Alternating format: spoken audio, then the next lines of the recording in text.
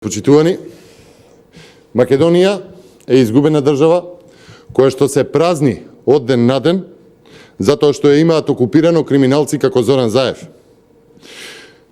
Во Македонија со правдата се тргува, се креираат обвиненија со цел некој потоа тоа дебело да го наплати со изнуди и со рекет. Заев и екипата заедно со нивните слуги во СЈО, обвинителството и судството создаваат случаи за да се рекетираат бизнисмени и уценуваат политичари со опозицијски ставови.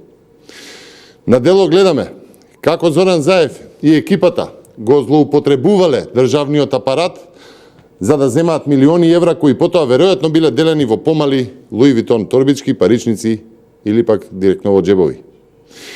Институциите кои треба ова да го гонат се одмораат среди истрагата, дозволувајќи на тој начин да се форматираат телефони, да се бришат форензички компјутери, да се влие врз докази и сведоци и потенцијални осомничени кои што можат да уживаат на плажи. Тоа е лика и прилика на рускоско обвинителството и Луи Витон правдата која работи по директива на Зоран Заев. Овој скандал е многу сериозен и тоа не го говори само македонската јавност, туку за тоа говори и европската јавност.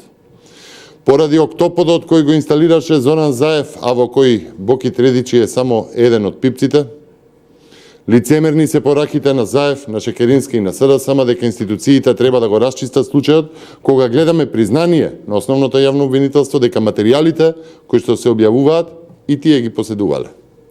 Па ако ги поседувале и на нив јасно се гледа улогата на Катица Јанева и признанијата на Боки Тредичи, дека за случајот е зборено со Заев и тој нема да прави проблеми, тогаш зошто цел месец, повторувам, цел месец, ништо не е преземено за подетална истрага и за проширување на обвинението? Зошто не е утврдено каде се движеле осомничените од како ја зеле торбата Луи Витон и каде завршила таа заедно со парите во неа? Дали со измислувањето на статусот пријател, Рускоска се обидува да го амнестира Заев, откако веќе виделе дека случајот ќе излезе во јавноста?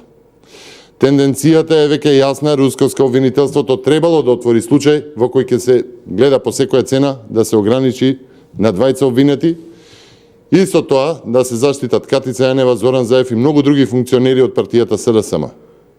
Соработката на Боки 13 со целокупното СДСМ е овековечена со меморандуми, средби, со членство во организацијата на Боки 13. Сега наред се институциите да проверат колку милиони се изрекетирани од Боки Тредичи, кој се работел со него и како бил делен рекетот меѓу Боки, Зоки, Каки, Шеки, Фрики, Кики и останатите рекетарски ликови. Сепак овој скандал е огромен и има влијание на нашите евроинтеграции, па нема така лесно да успеат да го забошотат. Одговори, но и одговорност мора да има. Зоран Заев и криминалниот картел околу него, Катица Јанева и СЈО, веќе стануваат сериозна опасност не само за владење на правната држава, довербата во институциите, туку и угледот на државата во контекст на Европската Унија и на европските интеграции. Ви благодарам.